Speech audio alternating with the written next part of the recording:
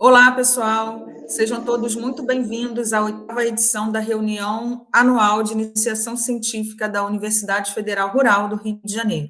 Eu sou Isabelle da Costa Ângelo, professora no Departamento de Epidemiologia e Saúde Pública do Instituto de Veterinária aqui da instituição.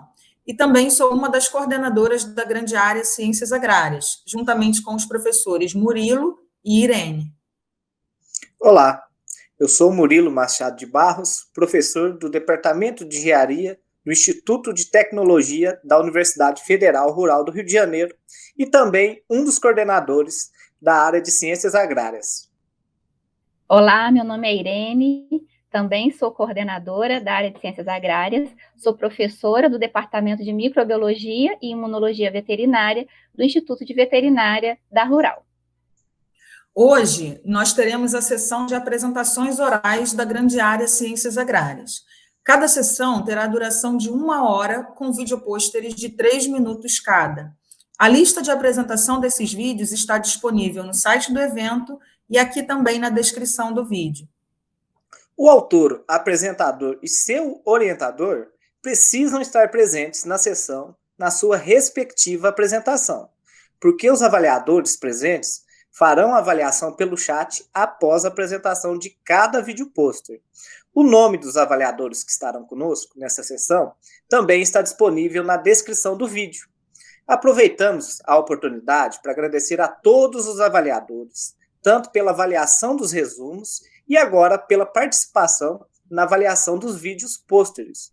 Muito obrigado por sua contribuição. E dentre os presentes, quem quiser fazer perguntas para os autores, também fiquem à vontade para deixar as suas questões no chat, que com certeza eles irão responder. Outra informação importante, para os autores, é importante que vocês respondam as perguntas dos avaliadores. Lembrem-se que os melhores trabalhos serão premiados no final do evento, e um dos requisitos dessa avaliação é a participação de vocês aqui junto aos avaliadores. Ótimo evento a todos! Bom evento para todos, pessoal! Ótimo evento, pessoal!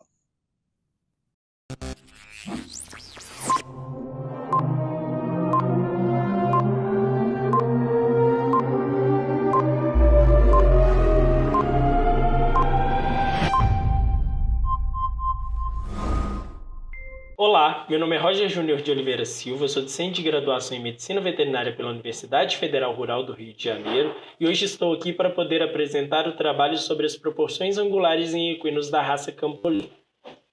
A raça Campolina possui um andamento do tipo marchado, ou seja, simétrico a 4 tempos com bípedes laterais e diagonais intercalados por momentos de tríplice apoio. E a importância das proporções angulares se faz necessária para que nós tenhamos bons movimentos, ou seja, coordenados e dissociados, e para que obtenhamos uma marcha de qualidade. E sabendo que a função zootécnica dos equinos é a locomoção, esse estudo se faz imprescindível. O objetivo do nosso trabalho foi realizar a avaliação das proporções angulares nos equinos da raça Campolina. O estudo aprovado em CEUA constou com 270 equinos acima de 36 meses de idade, ambos os sexos e registrados na BCC Campolina. 7 medidas angulares foram mensuradas com o auxílio do artogoniômetro. A análise de proporções angulares ela foi realizada por meio de um processo de divisão de 2 medidas, e a informação de análise de proporção com maior frequência de animais foi escolhida para representar a proporção utilizando o software RS Studio. Nós observamos que os ângulos escápulo-solo e húmero radial apresentaram um intervalo de proporção de 1:2 a 2,6 em 60% dos animais. Escápulo-solo e tíbio metatarsiano, um intervalo de 1:1,9 a 2,25 em 79% dos animais. Escápulo-solo e coxo-solo, um intervalo de 1:0,4 a 0,5 em 63% dos animais.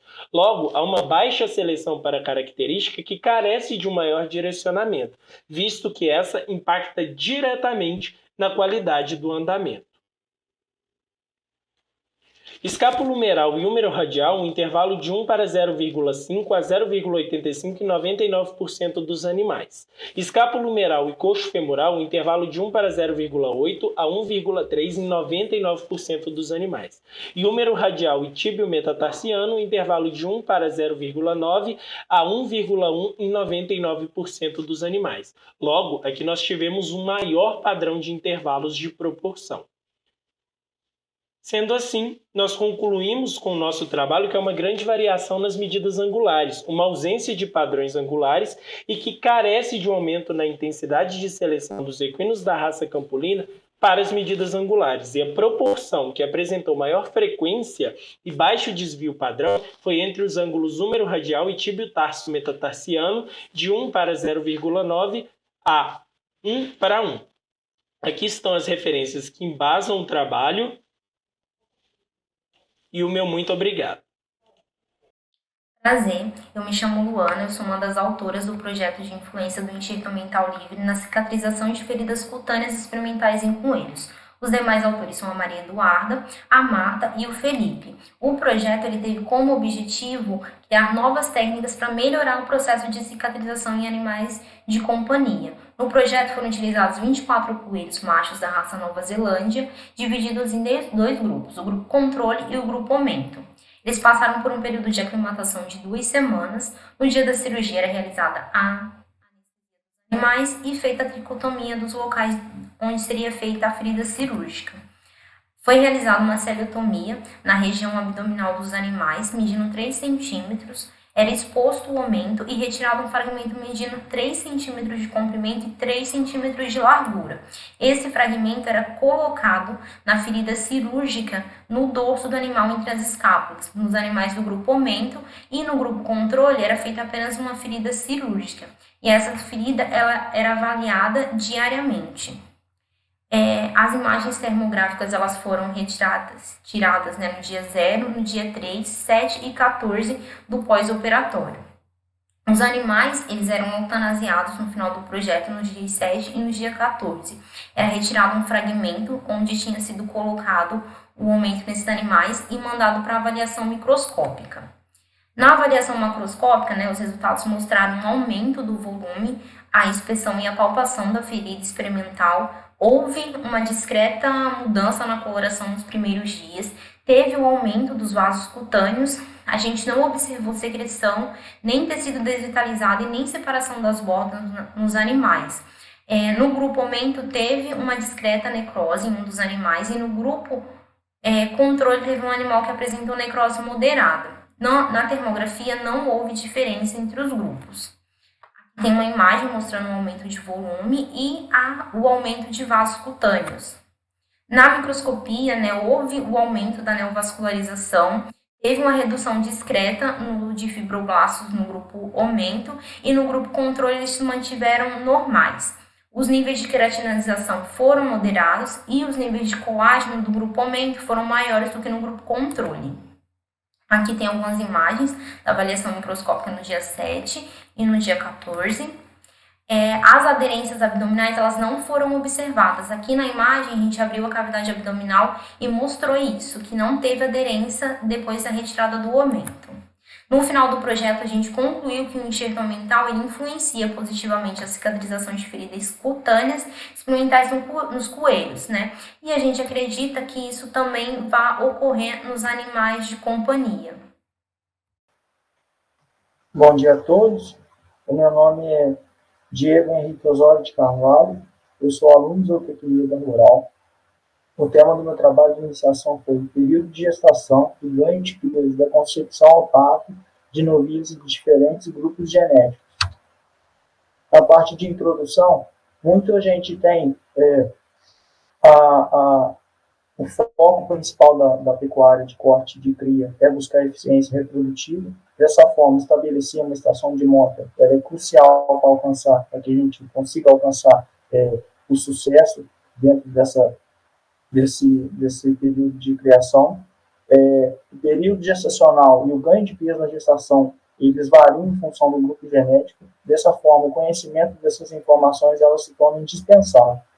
Os objetivos do meu trabalho foram avaliar o período de gestação em novilhas de diferentes grupos genéticos e avaliar o ganho de peso dessas novilhas desde a concepção até o parto.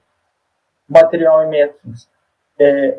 Esse experimento ele foi feito em uma fazenda no estado do Mato Grosso do Sul. Foram utilizados 752 novilhas de 4 grupos genéticos, Angus, Braford, Brangus e Nelore.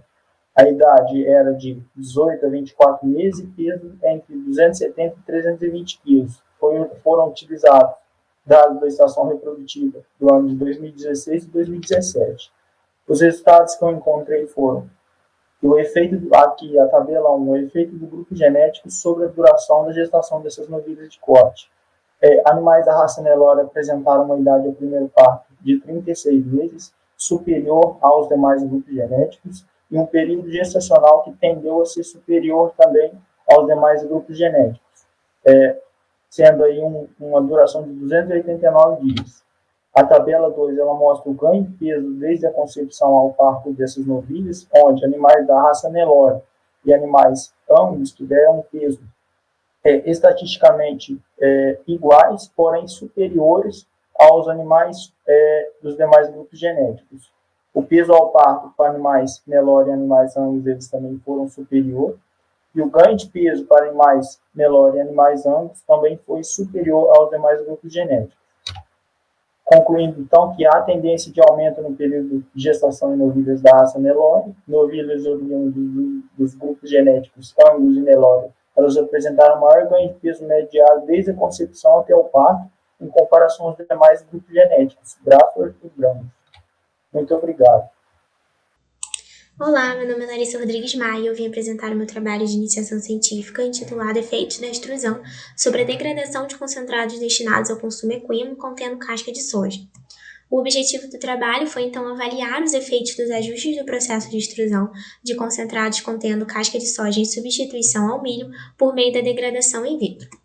Para a fabricação dos concentrados extrusados, utilizou-se uma extrusora de parafuso simples em um delineamento fatorial 2x3 com 4 pontos centrais, onde as variáveis analisadas foram a inclusão da fibra de casca de soja a 20%, 30% e 40%, a umidade a 17%, 20% e 23% e a temperatura do canhão extrusor a 100, 120 e 140 graus Celsius, totalizando então 12 tratamentos. Em relação ao ensaio de fermentação in vitro, foram utilizados 3 equinos em mantença como doadores de inóculo fecal.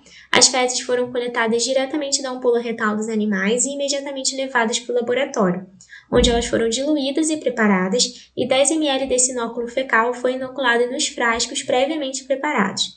Esses frascos foram fechados e incubados em estufa a 39 graus Celsius.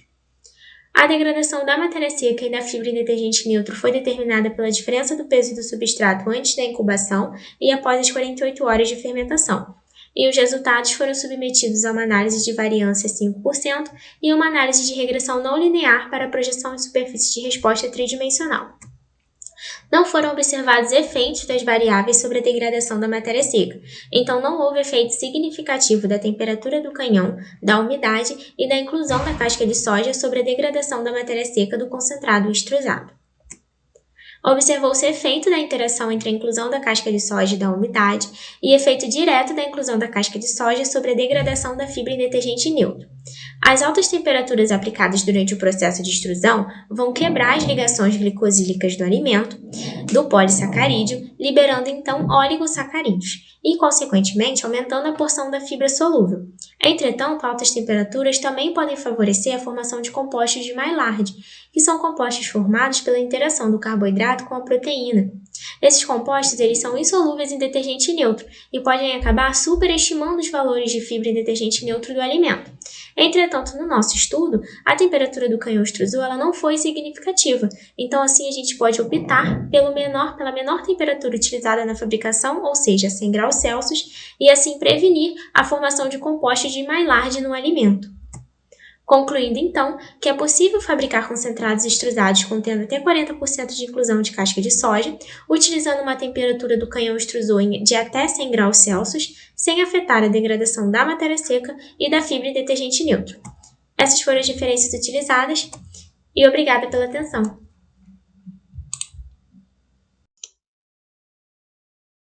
Olá, meu nome é Maria Cláudia Siqueira, sou docente do 10º período do curso de Zootecnia e eu vou apresentar meu trabalho intitulado como Medidas Morfométricas utilizadas como critério de seleção para equinos da raça campulina. Primeiramente, o que é a morfometria? Nada mais é do que a realização de mensurações das regiões do corpo do equino que vão incluir as medidas lineares, angulares e de perímetro. E sabe-se que a avaliação dos movimentos da morfometria do equino ela pode ser utilizada como critério de seleção para animais mais jovens, sendo possível predizer a aptidão deles.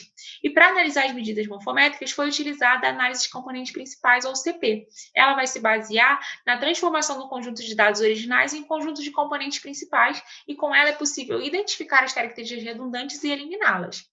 O objetivo do trabalho foi realizar a análise de CP das medidas morfométricas para avaliar quais as medidas que melhor caracterizam a raça campulina e que podem ser utilizadas como critério de seleção para a raça.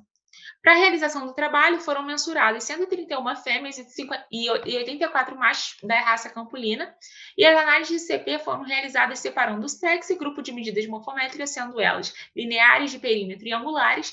As análises foram realizadas utilizando o programa estatístico RStudio e o estudo foi aprovado pelo Comitê de Ética da Universidade Federal Rural do Rio de Janeiro para uso animal.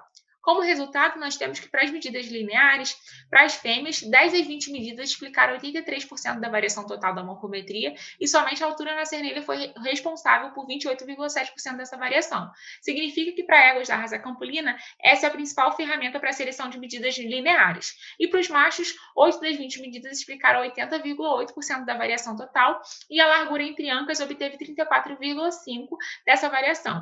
Essa é uma ferramenta importante para propiciar a melhoria do desempenho desempenho da marcha, pois o membro posterior do equino ele tem essa função de proporcionar a propulsão do corpo do equino no momento do andamento. Em relação às medidas de perímetro, 5 das 10 medidas explicam 80,1% da variação total nas fêmeas e 82,8% nos machos, sendo que o perímetro da fronte explica 35,4% nas fêmeas e 51,5% nos machos. E é importante lembrar que a cabeça para o equino é onde a gente vai caracterizar a raça. E, além disso, selecionar essa medida de perímetro proporciona para o equino equilíbrio entre as regiões do corpo em relação à cabeça, propiciando o melhoramento do padrão racial. Em relação às medidas angulares, 5 das 7 medidas explicam 81,8% da variação total nas fêmeas e 84% nos machos, sendo que 23,2% dessa variação é explicada somente pelo ângulo coxo-femoral nas fêmeas e 24,2% nos machos. Dessa forma, as medidas angulares elas possuem uma maior variação, possuindo um menor padrão de medidas. Como conclusão, nós temos que as medidas lineares e de perímetros elas possuem poucas medidas que são capazes de explicar a variação total dos equinos, facilitando dessa forma a escolha das características de seleção, diferentemente dos ângulos.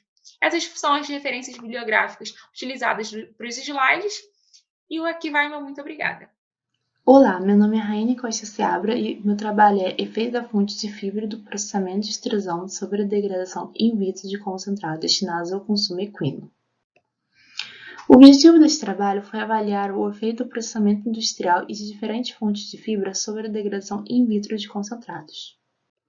Materiais e método. Utilizou-se um elemento inteiramente casualizado em arranjo fatorial 2x2, sendo os fatores observados processamento industrial aplicado, moagem de extrusão e as matérias-primas em teste, casca de soja, polpa de beterraba, incluso em 40%.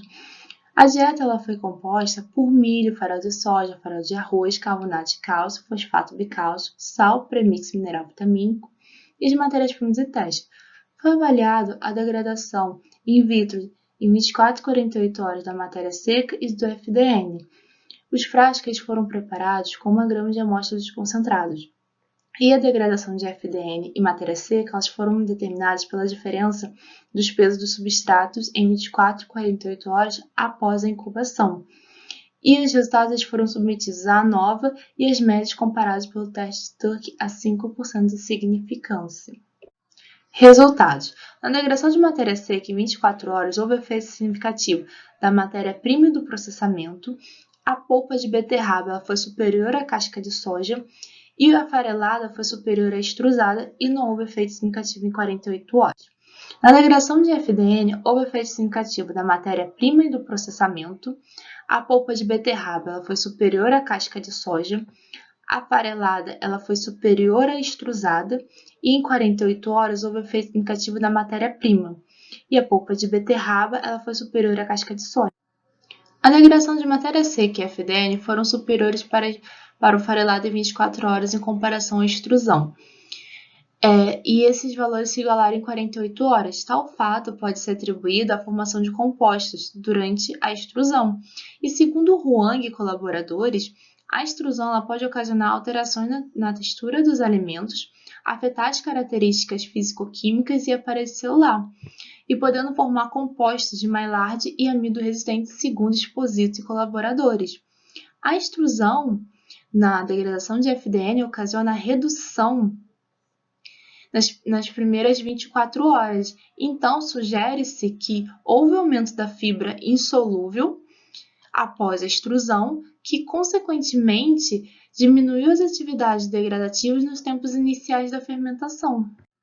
Conclui-se, então, que a extrusão não traz benefícios quanto fontes de fibra fermentescível são inseridos na massa e a casca de soja, inclusa 40%, teve semelhante degradação à matéria seca da polpa de beterraba. Obrigada. Bom dia, meu nome é Isabela Braz Franco, sou bolsista de iniciação científica sob orientação do professor Marco Melo e hoje irei apresentar um trabalho com o título O diâmetro do folículo pré-ovulatório afeta o diâmetro do corpo lúteo e a produção de progesterona em vacas Nelores. O objetivo do trabalho foi correlacionar o diâmetro do folículo pré-ovulatório com o diâmetro do corpo lúteo e com a produção de progesterona em vacas Nelores submetidas a ATF. Material e métodos. O projeto foi encaminhado e aprovado pelo CEO da instituição. Foram utilizadas 189 vacas Nelores não gestantes que foram submetidas à sincronização da ovulação em um dia aleatório de ciclo estral denominado D-10, onde inseriu-se o dispositivo de progesterona associado a 2 mg de benzoato estradiol por via intramuscular. Após 8 dias, no D-2, foi retirado o dispositivo de progesterona e aplicou-se por via intramuscular 500 microgramas de cloprostenol, 400 UI de gonatrofina coriônica equina e 1 mg de cipionato estradiol. Após 52 e 56 horas da retirada do dispositivo de progesterona, realizou-se a IATF. Foram coletadas amostras de sangue para a dosagem de progesterona no D7 pela técnica de radiomagnensaio em fase sólida. Foram realizadas também avaliações ultrassonográficas do folículo pré-ovulatório e do corpo lúteo no dia da IATF e 7 dias após, respectivamente. Após a mensuração do diâmetro do folículo pré-ovulatório, foi possível dividir as fêmeas em 3 grupos: folículo pequeno, folículo médio e folículo grande. As correlações entre o diâmetro do folículo pré-ovulatório, do corpo lúteo e a produção de progesterona foram empregadas pelo coeficiente de correlação de Pearson, e as comparações realizadas entre os diâmetros dos grupos folículo pequeno, folículo médio e grande foram feitas empregando o teste de Tukey com nível de significância de 5%. Resultados. Foram observadas diferenças estatísticas entre os diâmetros do folículo pré-ovulatório e do corpo lúteo em todos os grupos folículo pequeno, médio e grande. Observou-se que os folículos pré-ovulatórios maiores produziam corpo lúteo de maior diâmetro, corroborando com os achados Safilho et al. 2009 e 2010. Vacas do grupo folículo grande apresentaram diferença significativa entre os valores de progesterona em relação aos outros 2 grupos. Observou-se também uma correlação positiva entre o diâmetro do folículo pré-ovulatório com o do corpo lúteo e entre o diâmetro do corpo lúteo com a concentração de progesterona. Pode-se concluir, então, que o diâmetro dos folículos pré-ovulatórios de vacas Nelore submetidas à IATF apresenta uma correlação positiva e significativa com o diâmetro do corpo lúteo e com a concentração de progesterona. Obrigada! Olá, meu nome é Clarissa Galego Barreto e hoje eu vou estar apresentando o trabalho Proporções Lineares de Equinos da raça Campolina. O movimento, aptidão e as características das raças são fatores relacionados à conformação dos equinos que podem ser avaliados direto ou indiretamente com a utilização das medidas morfométricas. Em 1920, Landsberg criou o sistema eclético de proporções lineares, que é o único existente e utilizado até os dias de hoje para definir as proporções dos equinos que são avaliados pelas relações entre cada medida baseada no comprimento da cabeça. Após anos da criação desse sistema, é necessário fazer uma reestruturação das proporções morfométricas dos equinos produzidos nos últimos anos, como, por exemplo, a raça Campolina, que passou por mudanças morfométricas com o intuito de melhorar a morfofuncionalidade. O trabalho realizado teve como objetivo fazer a avaliação das proporções morfométricas dos equinos da raça Campolina e comparar o sistema eclético de proporções lineares. Foram mensurados 270 equinos, entre eles machos e fêmeas acima de 36 meses de idade no período de 2016 a 2019, todos posicionados em gestação forçada como na imagem, e as medidas morfométricas foram realizadas sempre do lado direito. Foram realizadas 23 medidas lineares utilizando o equipamento hipômetro e fita métrica. Algumas medidas morfométricas consideradas como irrelevantes foram descartadas e proporções que não são referenciadas por Landsberg foram utilizadas para maior acurácia. Para determinar a frequência de observação das proporções das medidas morfométricas na população amostral, foram divididos os valores observados em 3 intervalos de proporção, que foram determinados com os valores mínimos e máximos observados. Todas as análises foram realizadas pelo software RStudio. As seguintes proporções foram observadas nos resultados e estavam presentes em mais de 82% dos equinos da raça Campolina, sendo as proporções cabeça, corpo e garupa similar ao proposto pelo sistema, estando presente em 99,63% e 83,27% dos equinos avaliados respectivamente. As proporções de cabeça-braço e espádua diferiam do proposto por Landsberg. Como era de se esperar, as medidas de altura na cernelha e comprimento do corpo estão de acordo com o regulamento da raça, já que foi utilizada demais registrados e corroboram com o observado no estudo de Lucena em 2015. Observou-se que o comprimento do pescoço corresponde de 0,37 a 1 do comprimento da cabeça e também difere de Landsberg, que define essa proporção como 1:1. 89,3% dos animais mostraram valores de comprimento do braço de cabeça diferente do proposto por Landsberg, que sugere que o comprimento de cabeça e espada sejam os mesmos e o comprimento do braço equivalente a 0,6 do comprimento da cabeça. Os valores observados no comprimento de espada também discordam do verificado por Berbari e Neves em 2005 e Lucena em 2015 na raça Campolina. A proporção do comprimento da cabeça com o comprimento do pescoço e com o comprimento da espada foram de 1:0,9 a 1:1 e de 1:0,7 a 1:0,9 respectivamente. Dessa forma, foi concluído que os equinos da raça Campolina mensurados nesse estudo não corroboram com o sistema proposto por Landsberg na maior parte das proporções avaliadas. Essas foram as referências.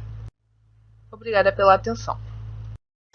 Olá, meu nome é Júlia Crespo dos Santos e eu vou apresentar o resumo intitulado Massa de forragem de plantas invasoras e forrageiras como indicador da degradação de pastagens de Urucloa medícula pelo rabo de burro, Sporopilus poerete, na região da Baixada Fluminense. O Sporopilus poerete atualmente é uma das plantas invasoras de maior importância econômica no Rio de Janeiro, por ser altamente adaptada às condições edafoclimáticas do estado, por apresentar alta capacidade de dispersão de sementes, alta resistência a ações de fogo e sucessivos cortes, tornando seu combate oneroso, chegando a inviabilizar a produção em algumas propriedades.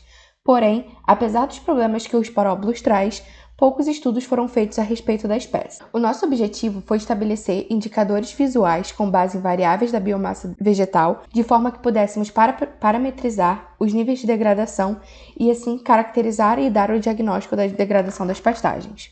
A área experimental possui 1 hectare e está localizado na bovinocultura de leite da Universidade Federal Rural do Rio de Janeiro. Apresenta solo plano-solo áplico distrófico, sujeito a inundações. As avaliações de campo foram feitas a cada estação do ano. Os dados serão analisados pelo programa SAIS, com base na análise de regressão linear simples, e as equações serão consideradas significativas quando forem inferiores a 0,05, positivo ou negativo, apresentarem R² acima de 0,80 e o coeficiente de variação entre 20% e 25%. As avaliações da massa seca de forragem foram feitas a partir da coleta de amostras contidas nas molduras metálicas de 1 metro quadrado, onde foram estabelecidos os padrões de degradação. O corte foi feito ao nível do solo utilizando um cutelo de mão.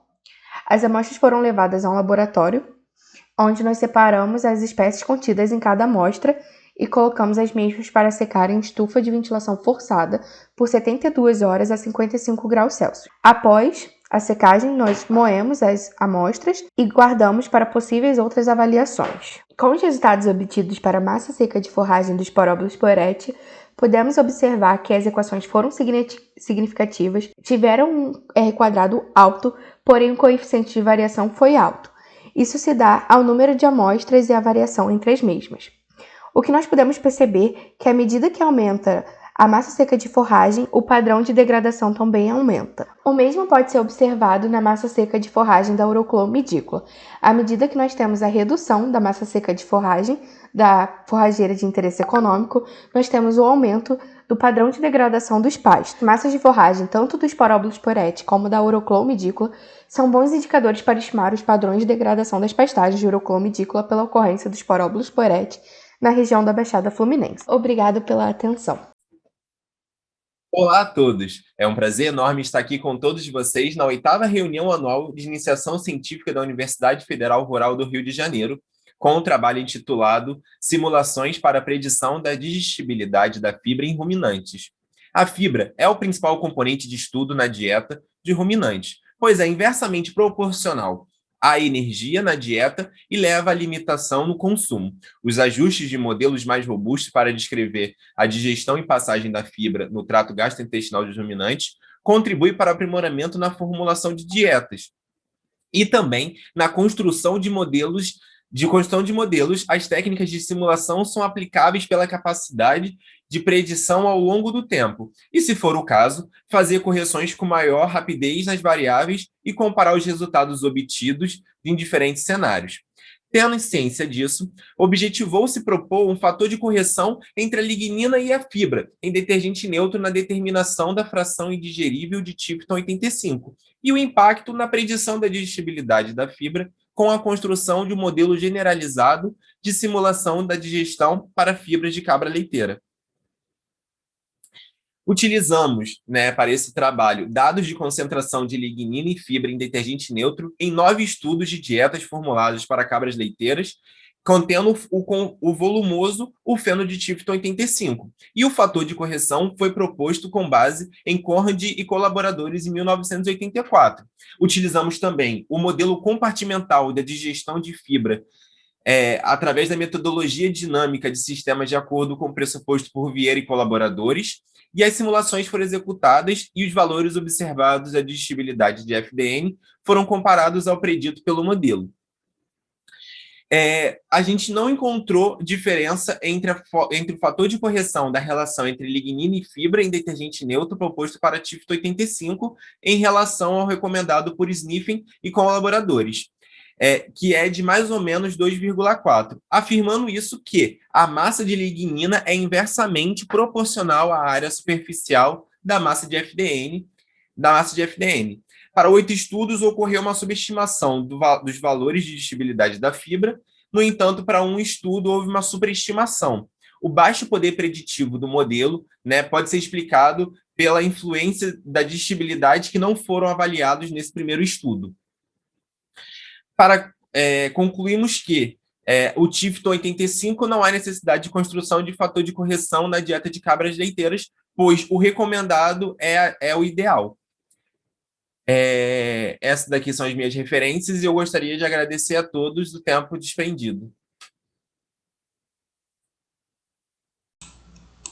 Olá, meu nome é Larissa Rodrigues Maia. Eu vim apresentar o meu trabalho de iniciação científica intitulado Efeitos da Extrusão sobre a produção de gases de concentrados destinados ao consumo equino contendo casca de soja.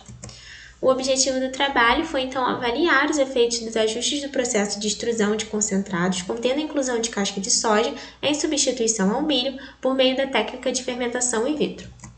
Para a produção dos concentrados, utilizou-se uma extrusora de parafuso simples em um delineamento fatorial 2x3 com 4 pontos centrais, onde as variáveis analisadas foram a inclusão da fibra de casca de soja a 20, 30 e 40%, a umidade aplicada à mistura de 17, 20 e 23% e a temperatura do canhão extrusor a 100, 120 e 140 graus Celsius, totalizando assim 12 tratamentos.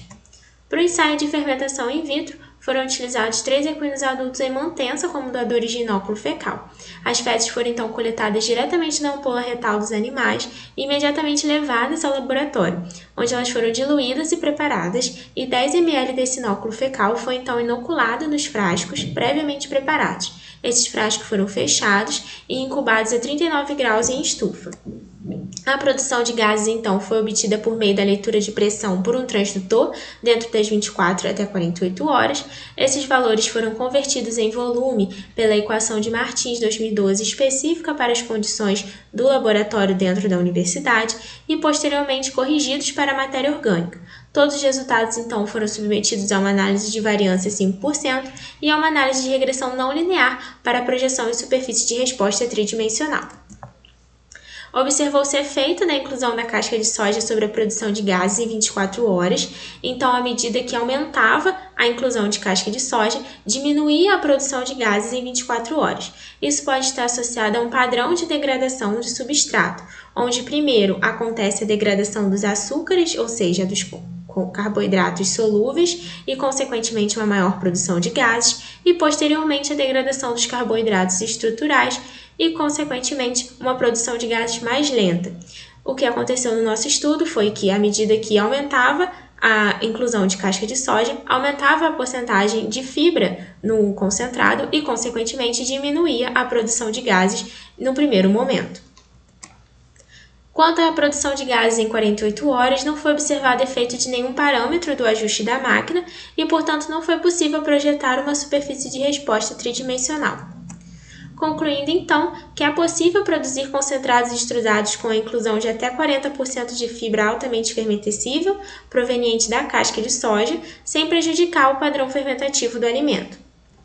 Essas foram as referências utilizadas e obrigada pela atenção.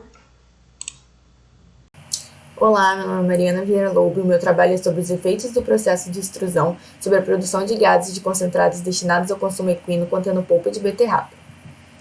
O objetivo do trabalho foi avaliar os efeitos dos ajustes do processo de extrusão de concentrados contendo polpa de beterraba em substituição ao milho por meio da técnica de fermentação in vitro. Utilizou-se extrusora de parafuso simples em alinhamento fatorial 2x3, sendo observadas variáveis: inclusão de polpa de beterraba em 20, 30 e 40%, temperatura do canhão extrusor a 100, 120 e 140 graus Celsius e umidade em 17, 20 e 23%, totalizando 12 tratamentos e tendo como pontos centrais 30% de inclusão de polpa de beterraba, 120 graus Celsius e 20% de umidade. Foram utilizados 3 equinos como doadores de inóculos fecais. As fezes foram coletadas diretamente da ampola retal desses animais e armazenadas em garrafas térmicas a 39 graus Celsius até o processamento no laboratório, onde foram misturadas e diluídas juntamente com a solução nutritiva, na proporção de 1:1, e em seguida homogeneizadas. Depois foi incluído 10 ml do inóculo nos frascos, que continha 1 grama do concentrado extrusado e 90 ml da solução nutritiva. Em seguida, os frascos foram lacrados e mantidos a 39 graus Celsius na estufa. O volume cumulativo de gases foi obtido por meio da leitura da pressão em PSI através de um transdutor em 24 e 48 horas. As pressões foram convertidas em volume por meio dessa equação, segundo Martins 2012, específicas para as condições do laboratório Equilab. Em seguida, os dados foram corrigidos para a matéria orgânica e depois submetidos à ANOVA 5% em análise de regressão não linear para a projeção em superfície de resposta. Observou-se efeito da temperatura do canhão extrusor sobre a produção de gases em 24 horas, assim como foi observado na produção de gases em 48 horas. Os maiores valores de produção de gases em 24 e 48 horas foram observados quando houve superior valor da temperatura do canhão extrusor. Além disso, quando a regulagem da máquina estava em 140 graus Celsius com a máxima inclusão de polpa de beterraba, houve superior produção de gases, pois provavelmente ocorreu superior gelatinização do amido no produto extrusado. Rosenfeld e Auschwitz, 2009, observaram que quando exposto ao aquecimento, o amido sofre a quebra das ligações de hidrogênio, o que promove a sua gelatinização e o deslocamento da amilose de dentro do grânulo, o que aumenta a digestibilidade pré-secal e, consequentemente, aumenta a produção de gases. Com isso, sugere-se que a inclusão de 40% de polpa de beterraba como fonte de fibra na formulação do concentrado extrusado não compromete a confecção do quibo. Assim, conclui-se que é possível incluir até 40% de polpa de beterraba nos produtos extrusados com a fórmula utilizada, não havendo prejuízo na produção de gases, além de promover a redução do amido dietético. Obrigada. Olá, o meu nome é Júlia Crespo dos Santos e eu vou apresentar o resumo intitulado A altura das plantas e cobertura do solo pelos dosséis como indicadores da degradação de pastagens de uroclomidícola pelo rabo de burro, Sporóbolus poerete, na região da Baixada Fluminense. O Sporóbolus poerete atualmente é uma das plantas invasoras de maior importância no estado do Rio de Janeiro. Por estar altamente adaptada às condições edafoclimáticas do estado, ter alta produção de sementes ao longo do ano, ser resistente a ações de corte e fogo, tornando seu combate muito oneroso, podendo inviabilizar a produção em algumas propriedades. Apesar do problema, existem poucos estudos a respeito da espécie. O objetivo do projeto foi descobrir qual das variáveis de biomassa vegetal poderia ser um bom indicador para parametrizar os níveis de degradação de uma pastagem. Assim, poderíamos caracterizar e dar o diagnóstico do nível de degradação das pastagens de uroclomidícola. A área experimental possui 1 hectare, está localizada na bovinocultura de leite, apresenta solo plano-solo áplico distrófico, sujeito a inundação. Nós fizemos as avaliações de campo uma vez a cada virada de estação de ano. Os dados foram analisados pelo programa SAIS, com base na análise de regressão linear simples. As equações foram consideradas significativas quando apresentaram P inferior a 0,05 positivo ou negativo, R quadrado acima de 0,80 e coeficiente de variação entre 20% a 25%. As avaliações de cobertura do solo foram feitas utilizando uma moldura de 1 metro quadrado em 30 pontos, escolhidos de forma aleatória. Os avaliadores atribuíram notas de 1 a 5 para o padrão de degradação do determinado ponto e notas de 0 a 100 para a quantidade de Sporóbolus poerete na região. Para a avaliação de altura, nós utilizamos molduras de 1 metro quadrado e uma regra graduada em centímetros. A altura foi verificada em 5 pontos dentro da moldura, 4 pontos nos vértices do quadrado e 1 no centro. Com os resultados obtidos para a altura média dos pastos, nós podemos perceber que a altura não é um bom indicador para a degradação, apesar de sua equação ter sido significativa. Isso pode ser atribuído ao fato de que o padrão de degradação não necessariamente está correlacionado à altura média dos pastos, e sim à densidade da planta invasora. A cobertura de solo em ambas as avaliações de verão tiveram resultados positivos. As equações foram significativas, R quadrado superior a 80% e coeficiente de variações baixo. As coberturas de solo com Sporóbolus e Eurocloa são sim bons indicadores para estimar o padrão de degradação das pastagens de uroclomidícola pela ocorrência do Sporóbolus poerete na região da Baixada Fluminense. Obrigada pela atenção e espero que vocês tenham gostado. Olá, sou Leila Maria Rosa dos Santos e vou apresentar o trabalho intitulado levantamento acarológico Acari Ixodider em áreas de treinamento militar da Academia Militar das Agulhas Negras no município de Resende, estado do Rio de Janeiro, Brasil. Os carrapatos são ectoparasitas hematófagos envolvidos na transmissão de diversas doenças, muitas delas inclusive zoonóticas. Por conta disso, se faz necessário levantamento faunístico em áreas onde há circulação de pessoas e animais, a fim de estabelecer medidas de mitigação de risco e preservação da saúde pública, já que as doenças transmitidas por carrapatos constituem um dos principais grupos de risco biológico ocupacional. Por conta disso, o objetivo do nosso trabalho foi realizar um estudo acarológico de carrapatos de vida livre durante o mês de novembro de 2019, em áreas de treinamento militar localizados na AMAN. Para a coleta dos carrapatos, foram utilizadas a técnica de arraste de flanela, como exemplificado na imagem à esquerda, e a técnica de bandeiramento, como mostra o GIF à direita. Essas foram as áreas de onde foram coletadas. Como resultado, foram coletados 2.675 espécimes, e elas foram identificadas a maior parte como larvas, seguido por um número de ninfas e uma quantidade inferior de adultos. Dentre o grupo das larvas, a maior parte foi identificada como do gênero Rhipicephalus boófilos ou dermacento, e uma menor parte identificadas como do gênero Amblyoma. Dentre o grupo de ninfas, 100% das ninfas eram do gênero Amblyoma, sendo a maior parte da espécie Amblyoma sculptum. Dentre o grupo de adultos, a maior parte também foi identificada como Amblyoma sculptum, sendo metade fêmea e metade macho, e o grupo de Amblyoma dubitato foi um número menor, identificando 2 fêmeas e um macho dessa espécie. Os dados encontrados nos nossos estudos confrontam os dados já ditos por Castro e colaboradores em 2016, onde contou uma prevalência maior de larvas do gênero Amblyoma. Entretanto, as espécimes encontradas de ninfas e adultos corroboram.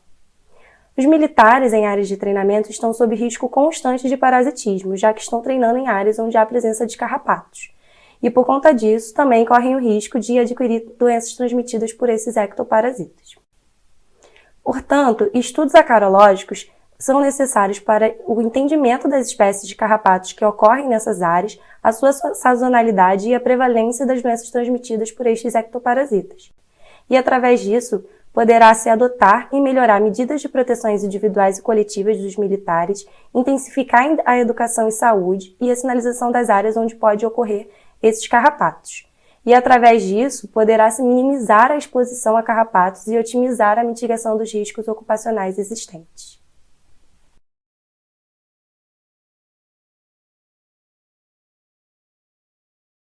Olá, meu nome é Brenda Paula Gonçalves Araújo e hoje eu vim apresentar o trabalho que foi executado durante a minha iniciação científica sob a orientação da professora Fernanda Nascimento de Godoy. O título do meu trabalho é o Estudo da Associação Genômica Ampla, DIUS, das características de altura dos equinos da raça campolina.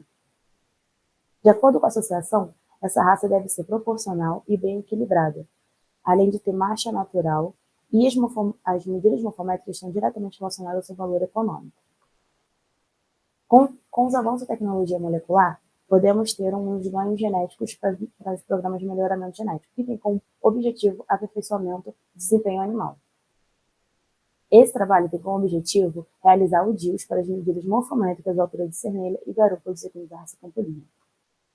Foram utilizados 91.433 registros genealógicos da Associação Brasileira de Criadores de Cavalo Campolino para a obtenção de parâmetros genéticos. Utilizou-se inferência de Bayesianas, totalizando 18.856 equinos. Esse estudo foi aprovado pelo Comitê de Ética do Animal da UFRJ e aqui temos o número disponível. Foram coletados DNA genômicos de 48 equinos através de retirada do bulbo capilar. Esses 48 animais residentes da fazenda Oratório foram genotipados com chip Illumina Equine, que é o que temos disponível nessa imagem. O DIUS foi realizado para cada uma de 2 medidas dos efeitos dos SNPs. Foram estimados pelo método Single Step, ponderado pelo SoftR, e foi utilizada a ferramenta MapReview para o genoma dos equinos disponível na NCBC. Observou-se que 2 medidas morfométricas avaliadas apresentaram genes candidatos que foram responsáveis por explicar mais de 1% da variação genética ocorrida em equinos da raça campolina. Foi utilizado gráficos do tipo Manhattan, contendo variação de anelas formadas por mais de 100 SNPs nas suas características. Na altura de cernelha, 40 SNPs explicam 46% da variação das medidas, que teve 12% dessas variações justificadas por esses genes apresentados no gráfico. Já na altura de garupa, 38 SNPs são capazes de explicar 48% das variações dessas medidas, sendo que na altura de garupa diferiu da altura de sermelha nesses genes que estão marcados aqui nesse gráfico. Provavelmente essas observações estão relacionadas às diferenças de altura de membros anteriores e posteriores da raça de campolina. Esses genes também estão envolvidos com mecanismos fisiológicos relacionados à estatura do animal. Os possíveis genes candidatos para as medidas morfométricas de alturas avaliadas no decreto de raça campolina são THRB, ZCWPW2, RB da MS3, LOC 11 17 68 38 5, SUCLG2, FBXL2 e UBP1. Essas são as referências que foram usadas no nosso trabalho e muito obrigada. Olá, eu me chamo Camila da Silva Barbosa Pereira e tenho como meu trabalho intitulado Tolerância ao Calor em caprinos criados em região tropical quente e úmida. A produção dos animais nos trópicos é limitada principalmente pelo estresse calórico. Dessa forma, é necessário conhecer a capacidade de adaptação das espécies e raças exploradas aqui no Brasil. E também a determinação de sistemas de criação e práticas de manejo que permitam a produção pecuária de forma racional, sem prejudicar, é claro, o bem-estar dos animais. Foram utilizados 48 caprinos, 12 de cada raça, anglo-nubiana, boer, Sunny e parda albina, na faixa etária de mais ou menos 1 ano de idade. Foram aferidas na manhã e na parte da tarde a temperatura retal e a frequência respiratória. E esses dois índices foram utilizados como indicadores de conforto animal. O índice de temperatura de umidade, o ITU, o índice de temperatura do globo negro e a umidade. Na primeira tabela, mostra as médias das variáveis meteorológicas monitoradas nos dias das coletas dos dados, como características fisiológicas. E teve o resultado que os indicadores de conforto animal, o ITU e o ITG, foram elevados, demonstrando uma condição de perigo e emergência para os animais. Na tabela 2 e na tabela 3, a TR2 e a FR2, que é a temperatura retal e a frequência respiratória, foram mais elevadas nos cabritos do tronco europeu.